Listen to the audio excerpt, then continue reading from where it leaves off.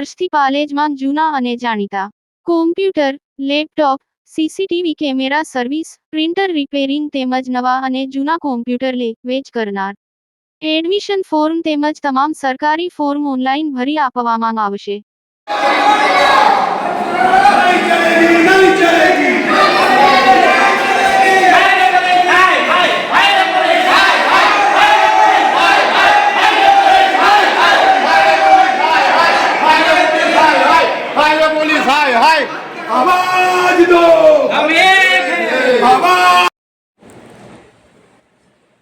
રાજપીપળા નગરપાલિકાના પૂર્વ પ્રમુખ મહેશ વસાવાને મતગણતરી દરમિયાન અભદ્ર ભાષા અને જાનથી મારી નાખવાની ધમકી આપનાર આરોપીઓને પોલીસ છાવરતી હોવાના આક્ષેપ.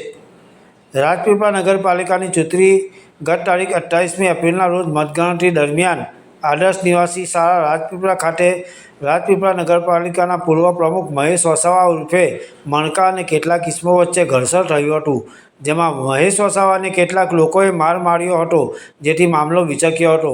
મહેશ વસાવાને સરકારી હોસ્પિટલમાં સારવાર લેવાની અને રાજપીપળા પોલીસ મથક ખાતે ફરિયાદ કરવાની ફરજ પડી હતી. રાજપીપળા પોલીસ મથક ખાતે મહેશ વસાવાએ જાણ કરી હોવા છતાં પોલીસે આજ દિન સુધી કોઈ કાર્યવાહી કરી ન હોવાથી પોલીસ ઉપર ગંભીર આક્ષેપ લગાવી સમસ્ત આદિવાસી સેવા સંગઠન રાજપીપળાની આગેવાનીમાં મહેશ વસાવાએ પોતાના સમર્થકો સાથે જિલ્લા સમાહર્તા કચેરી ખાતે પહોંચી આવેદનપત્ર પાઠવી રજૂઆત કરી હતી. Bureau report, Palej Times. 28/4/2026ના રોજ રાજપીપળા નગરપાલિકાની ચૂંટણીની મતગણતરી આદર્શ નિવાસી શાળા પર ચાલતી હતી અને વોર્ડ નંબર 7નું મતદાન પતી ગયેલું અને ગણતરી પતી ગયેલી. તે વખતે હું બેઠો હતો. તે વખતે રજપૂત ફળિયાના જે બધા લુખાફીરી કરે છે એ અસામાજિક તત્વો એને એ 4-5 લોકો હતા. એના મેં ફરિયાદમાં એફઆઈઆરમાં નામ આપેલા છે. એકનું નામ છે અભી કરીને મેં એને ઓળખું છું, એક સન્ની કરીને ઓળખું છું, અને એક રાજદીપસિંહ અલ્કેશસિંહ ગોહિલ અને ભૂપતસિંહ કરીને છે. જે લોકો કેટલાક લોકો નગરપાલિકામાં ખોટી ડીગરીઓ લઈને નોકરી કરે છે.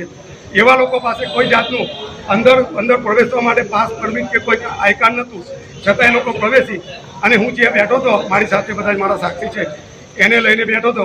ત્યાં લોકો આવી ને મને મા બેન સભાની ગાળો બોલેલા, ભીલડા નૈરા નીચ કેમ આવ્યો છે અને જેવું તેવું બોલીને મને ધક્કો મારી પાડી દીધો હતો ને મને ઢીકાપાટુનો માર મારેલો. તે બાબતની મેં રાજપીપળા પોલીસ સ્ટેશનની અંદર ફરિયાદ આપેલી, દવાખાનામાં એડમિટ થયેલો ને સારવાર પણ લીધી હતી, MLC કેસ ફાડેલો. છતાં પણ રાજપીપળા પોલીસ સ્ટેશને મારી ફરિયાદ યોગ્ય ફરિયાદ છે ફાળવાની તે નથી નોંધી અને રાજપીપળા પોલીસ સ્ટેશનની અંદર મારો NC ગુનો દાખલ કરી, નોન કોગ્નેઝેબલ ગુનો દાખલ કરી ને મારી જેવા શિક્ષિત અને રાજપીપળા નગરપાલિકાના પૂર્વ પ્રમુખ તરીકે મારી સાથે છેતરપિંડી કરેલી. એટલે રાજપીપળાની જે પોલીસ છે એનો શંકાસ્પદ રોલ છે.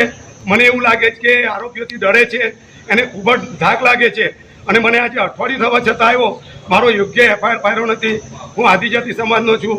મને જે મારી પર હુમલો થયો છે એટ્રોસિટી એક્ટની કલમ 3, 2, 5 એ મુજબ મારો ગુનો નોંધી અને એટ્રોસિટી એક્ટ હેઠળ એ લોકોએ ફરિયાદ દાખલ કરવી જોઈએ. પણ રાજપીપળા પોલીસ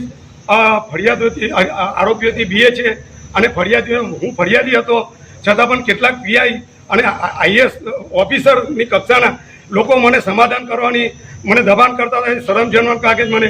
એ ભારતીય ન્યાય સંહિતાનું અને લોકશાહીનું એ અપમાન કરી રહ્યા છે. અને જેટલા પણ આ આરોપીઓ છે એ રાજપીપળા નગરપાલિકાને ખોટી ડીગરીઓ લઈને રાજપીપળાની નોકરીઓ કરે, તાગરધીન ના કરે એવા લોકોથી આ લોકો બીએ છે. અને મારી સાથે આજે રેલીમાં જેટલા પણ લોકો દેખાયા એને આ પોલીસ જેટલી ધાક ધમકી આપે છે મને ખબર પડી. ટૂંક સમયમાં એના નામ હાથે મેં જાહેર કરીશ અને એના અમે બી આવેદનપત્ર આપીશ.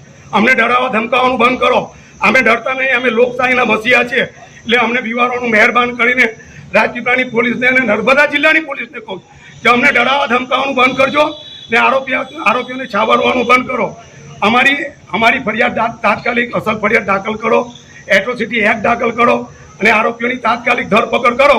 નહીં તો આવનારા સમયની અંદર અમે જલદમાં જલદ આંદોલન આપીશું.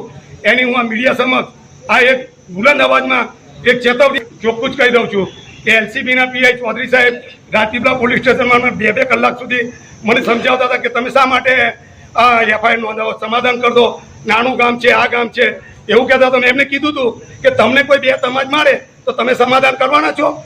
એટલે આવા લોકો ખરેખર પોલીસની જે ભારતીય ન્યાય સંહિતાનો અમલ કરવાની જગ્યાએ ફરિયાદીઓને દબાવવાનું કામ કરે એ ખરેખર પોલીસ માટે શરમજનક બાબત છે. આપનું નામ? મહેશ વસાવા, પૂર્વ પ્રમુખ રાજપીપળા નગરપાલિકા. થઈ ગયું.